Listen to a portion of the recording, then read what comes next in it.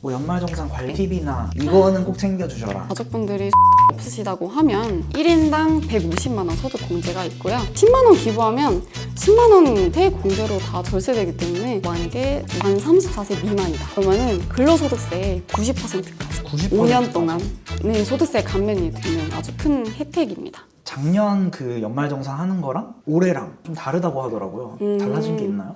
네, 세법 개정이 아무래도 매년 되다 보니까 조금씩 달라지는 게 있어요. 근데 이번에는 한 4-5가지 정도가 좀 달라졌는데요. 첫 번째로는 기부금 세액 공제가 있는데 기부금? 여기서 고향사랑 기부금이라는 게 신설이 됐어요.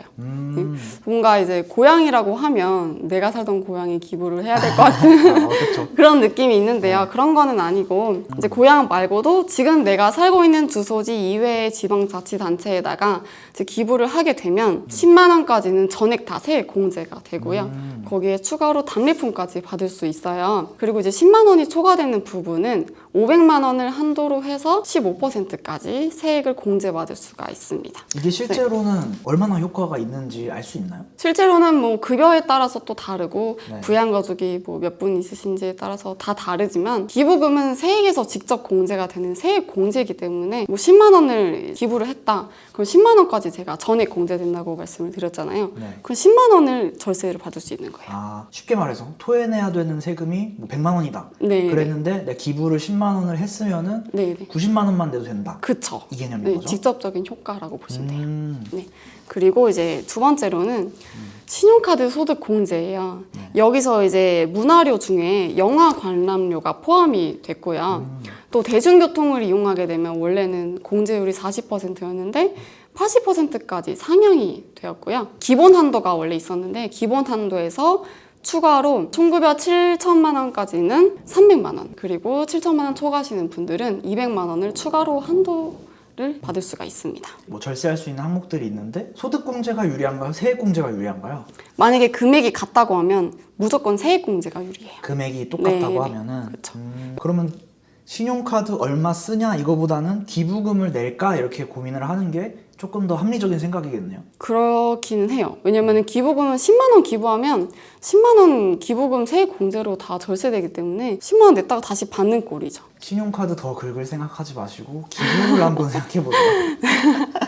네, 네. 그리고 이제 이 외에도 연금계좌 세액 공제 한도도 조금씩 늘어났고요. 또 월세 세액 공제라는 게 있는데 이 기준이 되는 조건 중에 주택 기준 시가가 원래는 3억이었어요. 3억. 근데 이제 4억으로 올라가서 아무래도 해당되시는 분들이 조금 더 늘어나셨을 것 같아요. 지금 PD님 웃고 있어요. 안 보이겠지만. 이제 이 바뀐 그 항목들 말고도 네. 여러 가지 항목들이 있는데 네네. 연령대별로 어떤 거 좀 챙기면 좋겠다? 아니면 뭐 그냥 전반적으로 어떤 걸 준비하면 좋을까? 이거를 한번 정리해 주시면 좋을 것 같아요.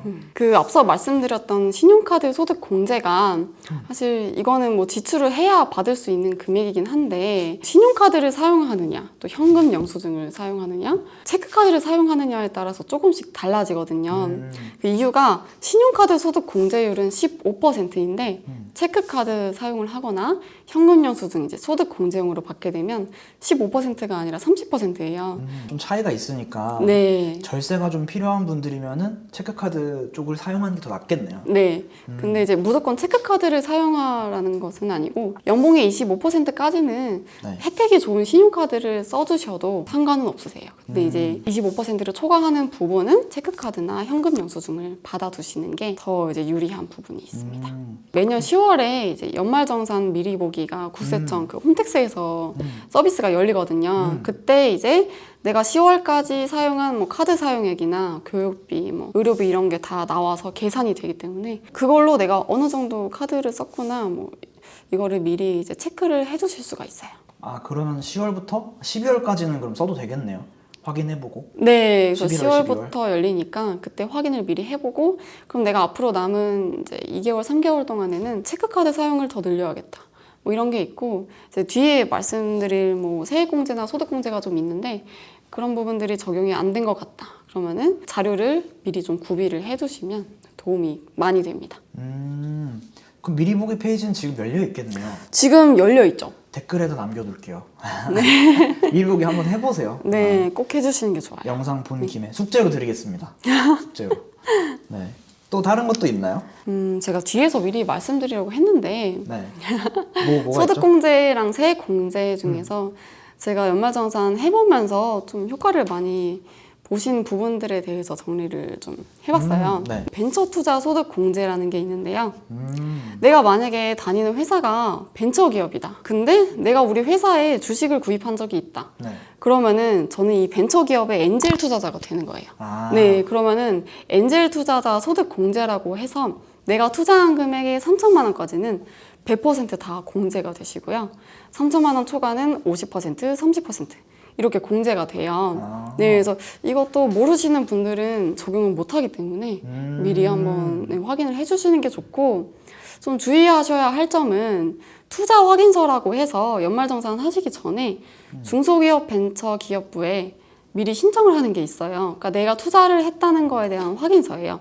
그 투자 확인서가 있어야 소득공제가 들어가기 때문에 그거를 좀 미리 받으시는 게 좋아요. 뭐 바로 발급되지는 않거든요. 아, 여기서 네, 이게 궁금한 게 우리 회사가 벤처 회사인지 어떻게 알아요? 벤처회사는 회사에서 벤처기업으로 등록하는 제도가 있어요. 세무 담당자나 그 회사 담당자한테 문의를 하시면 우리 회사가 벤처기업인지, 아니면 저 벤처기업 맞다고 하시면 저 그럼 우리 회사에 투자했는데 저 받을 수 있나요? 네, 문의를 해보세요. 그럼 알려주실 거예요. 아. 네. 혜택이 굉장히 커요. 혜택이 커가지고. 네, 왜냐면 제가 최근에 이제 경정 청구를 도와드린 분이 있는데 거의 1,000만 원까지 이제 절세가 돼서. 그 다음 또 뭐가 있나요? 네. 그리고 이제 아까 말씀드렸던 기부금이라는 게 있어요. 네. 그 기부금도 뭐 국가에 하거나 아니면은 종교단체에도 많이 하시는데요.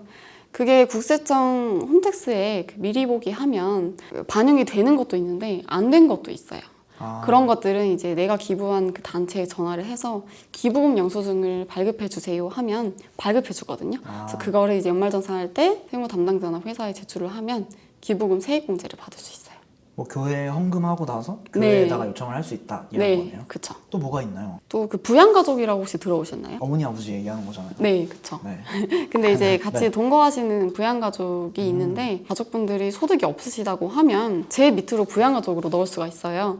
그렇게 되면 1인당 150만 원 소득 공제가 있고요. 그리고 이제 부양가족이 사용한 뭐 신용카드나 의료비, 교육비, 보험료 이런 것도 제가 공제를 받을 수 있기 때문에 부양가족이 있으신지 미리 확인을 해주시는 게 좋은데, 중복으로는 네, 적용이 안 돼서 혹시 다른 분이 이미 부양가족으로 넣으셨다면 제가 받을 수는 없어요. 그래서 그거를 가족분들이랑 좀 협의를 아, 친척들이랑 이번에 내가 이렇게 받겠다. 해가지고. 네, 보통 직계가족분들이 많이 하시는데요. 막 누나가 넣었으면 나는 이번에는 안 되니까. 나는 안 되고, 그러면은 누나 그럼 이번에 내가 받을게 이렇게 하셔도 되고요. 교통 정리가 필요하구나. 네, 어느 정도 좀 정리가 필요해서 가끔 모르시는 분들도 계세요. 부양가족으로 뭐 어머님 넣었는데 알고 보니 이미 부양가족으로 들어가신 분이다. 이거는 뭐 경정청구가 아니라 수정신고를 해서 다시 토해내야 되는 상황이 그럴 수 발생하기도 있구나. 하고 세무서에서 연락이 와요. 그런 분들도 있고, 또 이제 확인해 주셔야 될 거는 부양가족 요건 중에 소득 요건이 있어요. 1년에 100만 원 기준인데 100만 원. 그래서 부양가족이 있으시다고 하면 소득이 얼마인지도 미리 체크를 해주셔야 돼요.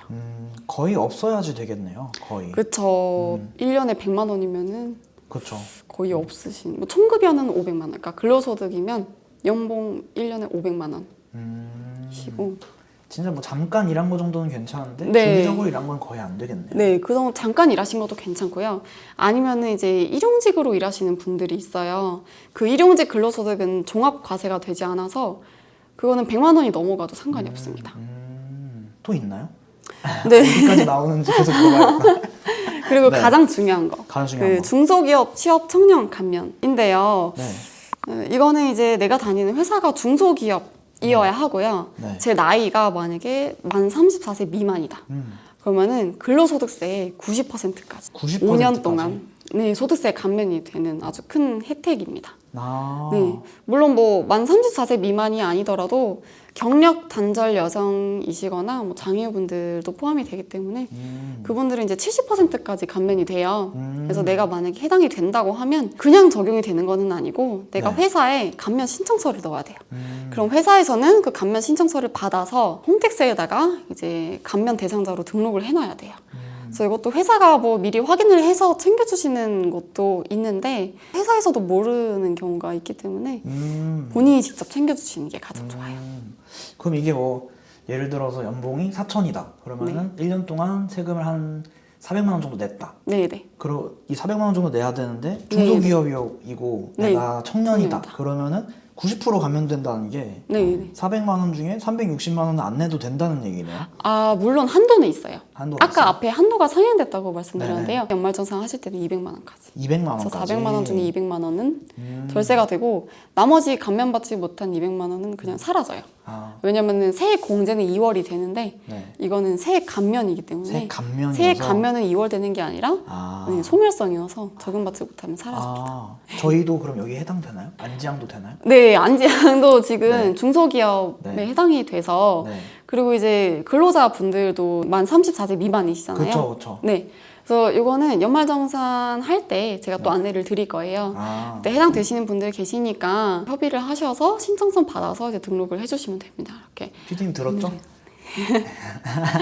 근데 이게 중소기업에 처음 취업했을 때에 5년까지밖에 안 되기 때문에 만약에 이번에 받지 않고 나중에 또 중소기업을 들어갈 거다. 아, 이직할 그때, 거다? 네. 그때 아. 하겠다고 하면 지금은 해주시면 안 되고 뭐 이직했을 때도 거기서 또 신청을 하면 되기는 한데 아, 5년까지밖에 안 되니까 네, 미리 5년이면 미래를- 1,000만 원이잖아요, 그리고. 그쵸 5년이면 1,000만 원이죠. 어, 엄청 큰 혜택이죠. 준비돼 있어요, 피디님? 이직하실 거예요? 또 있나요? 또 6번 네. 있어요, 6번? 6번이요? 네. 일단 가장 큰 게 이거기 때문에 아, 오케이, 네. 오케이. 5개 정도만 이제. 네. 근데 보통 연말정산에서 뭐 챙겨야 된다 이 정도 뭐 렌즈 구매액 뭐 이런 거 막 체크하고 막 이런 것들이 있더라고요. 아, 네. 그게 안경을 구매하는 것도 네. 의료비로 들어가거든요. 물론 시력 교정료만. 근데 이게 전산에 자동으로 전달이 되는 그 안경점이 있는데 전산에 들어가지가 않는 게 있어요. 그러니까 자동으로 되지 않는 것들은 아까 말씀드린 미리 보기에서 확인해서 나 이거 안경 구입했는데 왜 안 들어갔지? 의료비에? 그러면은 이제 그 안경점에 전화해서 영수증 발급해 주세요. 그래서 그 영수증을 저희한테 주시면은 저희가 넣을 수가 있어요. 아니면은 학원도 그렇죠. 자녀분들이 있는데 학원비가 있다. 학원비도 이게 자동으로 반영이 안 될 수도 있어서 학원에 교육비 영수증을 이제 요청하면은 그거를 받아서 주시면은 반영이 가능합니다. 아하. 한번 그 미리 보기나 이런 거 보고 네, 항목들 네. 이렇게 있으면은 네. 뭐 체크하면 좋겠다 이렇게 한 줄씩 써놓으면은 좋을 것 같은데요. 한번 네, 제가 원래 제가 자산관리 그 상담을 했었으니까 네. 그거 체크리스트 만들어 놓은 게 있었거든요. 그거 카페에다 올려놓을 테니까 그거 한번 체크해 보세요. 네. 이거 세무사님이 얘기해 준 것도 업데이트 해놓을게요. 뭐 연말정산 관련해가지고 네. 팁이나 아니면 뭐 드리고 싶은 이야기나 있나요? 드리고 싶은 이야기요. 네. 이거는 꼭 챙겨주셔라. 아니면 큰 금액 지출한 게 있다. 근데 현금으로 내가 지급을 했는데 현금 영수증을 못 받았더라. 그럼 지금이라도 거기 연락하셔서 저 현금 영수증 발행해 주세요. 이렇게 해야 지금 반영을 할 수가 있어요. 소급 발행이 안 되기 때문에. 예를 들어서 뭐 10만 원짜리 현금 영수증을 챙겼다. 네, 그러면은 이 소득공제가 30%에 해당하는 거잖아요. 그쵸? 그럼 이제 한 3만 원 정도가 해당이 되고 여기에다가 세율을 곱해가지고 네, 세액이 맞아요. 나오기 때문에 똑같이네요. 그래서 네, 꽤 네. 뭐 3만 원에 뭐 세율이 얼마죠? 대충 요즘 3만 원에 네. 세율이 일단 가장 적은 세율은 6%예요. 6%. 네, 이번에 개정이 돼서 과세표준 1,400만 원까지는 6%고요. 한 연봉 한 3천에서 4천 정도라고 하면 세율이 어느 정도인가요? 3,000에서 4,000 정도까지 하면은 15%까지는 거의 안 올라가요. 뭐 부양가족 넣고 뭐 이렇게 하면은 과세표준이 또 낮아지기 때문에 그러면 3만 원에 그냥 이제 좀 높다고 생각하고 15%라고 하면은 한 4,500원?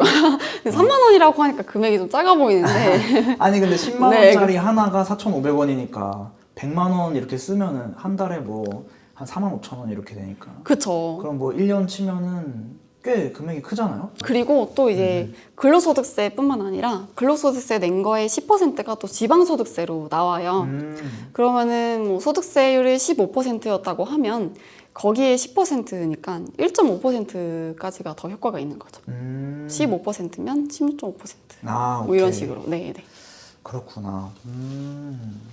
좋은데요? 현금 네. 영수증 챙기기까지. 네. 네. 연말정산은 어느 정도 한번 챙겨 보시면은 좋을 것 같아요. 네. 여기까지 할까요? 그럴까요? 네. 또 추가 질문은 뭐 해주시면은 네.